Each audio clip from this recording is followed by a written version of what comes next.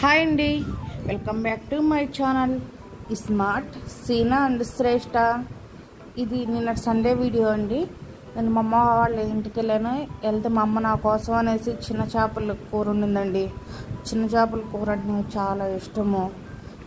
చాలా టేస్టీగా ఉండదు. ఒకసారి మీరు కూడా ట్రై చేయండి. బాగా శుభ్రంగా చేసుకొని వాటికి సరిపోయిన ఉల్లిపాయ, పచ్చిమిరపకాయ, కారం, నూనె అన్నీ వేసేసి చింతపండు పులుసు పొయ్యి మీద పెట్టుకోవడం అండి. చాలా పెద్ద చేపల కన్నా చిన్న చేపలు చాలా టేస్ట్ అండి.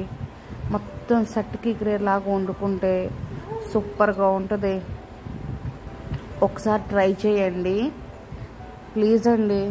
వీడియోస్ అయితే చూస్తున్నారు కానీ ఎవరు సబ్స్క్రైబ్ చేసుకోవట్లేదు.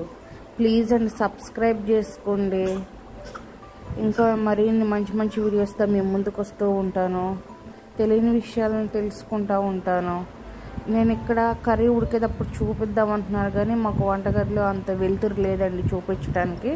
అందుకే నేను పక్కన చూపిస్తున్నాను. ఆ మసాలా అనేది దానికి సరిపడినంత కొబ్బరి, అల్లం, చిల్లిపాయ మిక్సీ వేసుకొని కలిపేసుకోవటమేనండి. ఫైనల్గా కర్రీ ఉడికిన తర్వాత ఇలా ఉందండి. అసలు తింటుంటే ఎంత బాగుందో, పుల్ల పుల్లగా. అసలు ముద్దకు ఒక్కొక్క ముక్క పెట్టేసుకోవచ్చండి.